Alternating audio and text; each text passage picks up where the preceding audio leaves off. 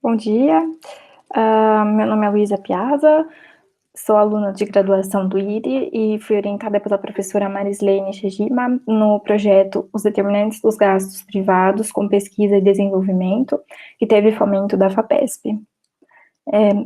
Bem, a motivação do nosso estudo vem do reconhecimento de que está ocorrendo um desenvolvimento tecnológico muito acelerado e que isso não está se manifestando em crescimento econômico de forma imediata. Por isso, a nós interessou estudar o crescimento econômico no longo prazo. Desde meados do século XX, a literatura econômica aponta a importância das inovações tecnológicas para sustentar o crescimento econômico no longo prazo. E a partir dos modelos de crescimento endógeno, diversos estudos apontam que essas inovações são, de modo geral, fruto de investimentos em capital humano e em pesquisa e desenvolvimento, o P&D. E recentemente vem se desenvolvendo novas linhas que se voltam ao estudo dos determinantes desses investimentos em P&D, ou seja, quais fatores estão relacionados à decisão de um país de incentivar, financiar e realizar P&D. Nessa linha que se insere o nosso trabalho, e aqui dois estudos foram bases importantes para nós. Primeiro, um estudo de Bell e outros, de 2017, os autores fizeram uma análise microeconômica e destacaram que a propensão à inovação ela é largamente influenciada pelo ambiente em que se cresce.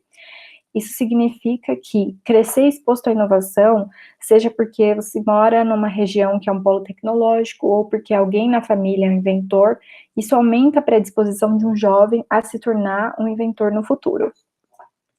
O segundo estudo é um estudo de Becker, 2015, em que a autora faz uma revisão da literatura sobre as principais políticas governamentais de incentivo ao investimento privado em P&D, e ela aponta que faltam estudos que examinem de forma conjunta todas essas principais políticas e qual o impacto delas.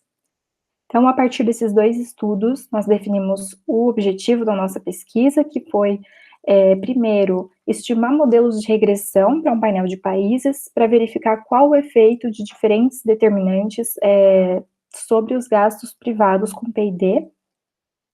E segundo, verificar se os resultados obtidos em estudos microeconômicos, como esse que eu mencionei agora há pouco, se esses resultados são captados por variáveis agregadas dos determinantes do gasto com P&D. E eu poderia resumir esse objetivo na seguinte pergunta: quais são os determinantes dos gastos privados com P&D? Nós buscamos com essa pesquisa, primeiro, em relação à literatura dessa área de estudos, contribuir para preencher essa lacuna apontada por Becker, e, de um modo mais geral, contribuir para a reflexão sobre o papel ativo do Estado e do setor privado na promoção da pesquisa e do desenvolvimento, da inovação tecnológica, que, conforme muitos modelos apontam, são fatores essenciais para o crescimento econômico sustentável.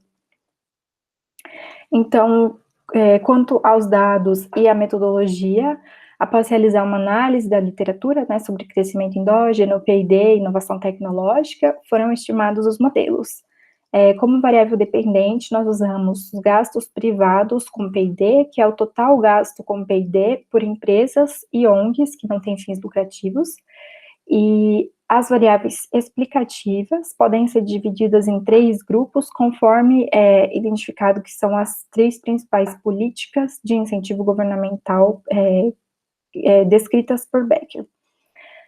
Primeiro, selecionamos gastos em P&D financiados pelo governo para representar os incentivos governamentais à pesquisa. Segundo, quantidade de patentes e o número de técnicos em P&D para representar a cooperação formal entre instituições de pesquisa. E terceiro, a autora destaca um grupo de políticas que incentiva a formação de capital humano e o apoio à pesquisa universitária. E aqui nós selecionamos, primeiro, essas 2 variáveis, número de pesquisadores e quantidade de artigos publicados, e mais outras 3 variáveis que são proxies para a ideia de exposição à inovação destacada por Bell e outros. Essas 3 variáveis, índice de pobreza, língua inglesa e exportação de bens de tecnologia e informação, com elas nós propusemos que são variáveis macroeconômicas que podem refletir os mecanismos microeconômicos, né, da formação de inventores. Nós usamos dados para o período de 1998 a 2018, do Banco Mundial e da Unesco, principalmente, e de algumas outras fontes.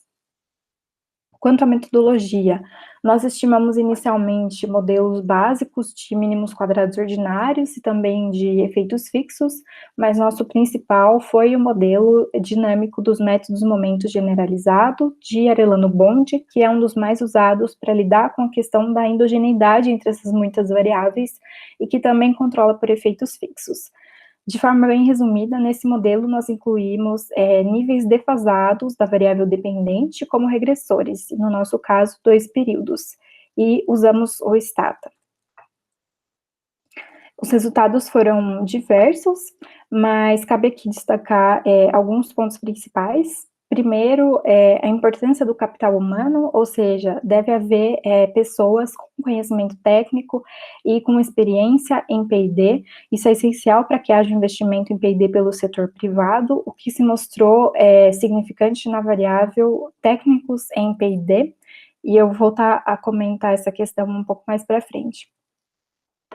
Segundo, a própria variável dependente defasada é significante e positiva, o que mostra uma tendência que a literatura chama de path dependence, ou seja, o investimento num passado recente, ele é importante para explicar o investimento atual em P&D.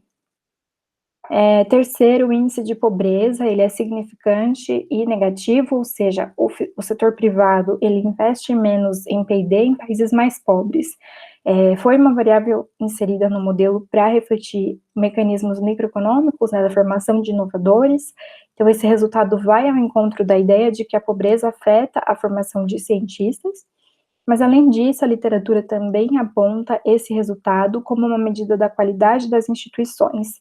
Então, países mais pobres possuem instituições menos sólidas, o que impacta negativamente a realização de P&D, por motivos como, por exemplo, o menor cumprimento de leis de propriedade intelectual, que são importantes para que o setor privado tenha uma garantia do retorno desse investimento em P&D, por exemplo.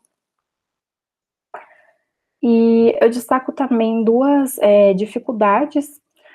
Primeiro, foi de encontrar proxies precisas para alguns determinantes. Então, por exemplo, de acordo com a literatura, né, com a revisão que nós fizemos, esperava-se um resultado significativo com incentivo governamental à atividade de P&D, o que não ocorreu, e muito provavelmente devido ao fato da proxy utilizada não ser uma boa representação. Geralmente a literatura utiliza dados para subsídios ou incentivos fiscais, mas não encontramos dados para esse período e para todos os países.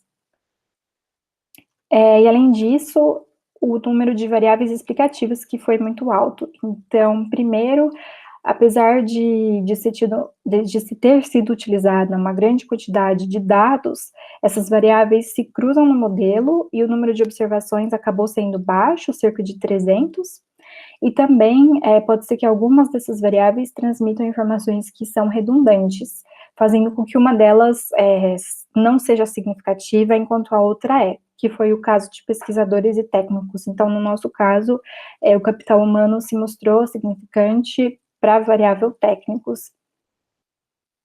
Essas podem ser, inclusive, algumas das razões pelas quais há poucos estudos que analisem todas essas variáveis conjuntamente, que era justamente a lacuna que foi apresentada por Becker, no estudo que eu citei no início. Para concluir, eu retorno à nossa pergunta, quais são os determinantes dos gastos privados com P&D? A literatura aponta diversos deles, e o nosso modelo corrobora com 3 principais que eu destaquei aqui. A existência de capital humano, um ambiente institucional sólido, né, que leve as empresas a perceber que os seus gastos vão gerar retornos positivos e que eles podem se apropriar desses retornos, e o passado recente do próprio setor privado. E, por fim, sim, a variável microeconômica se mostrou significativa e no nosso modelo, no caso, a pobreza, que afeta a formação de cientistas. É isso, muito obrigada pela atenção.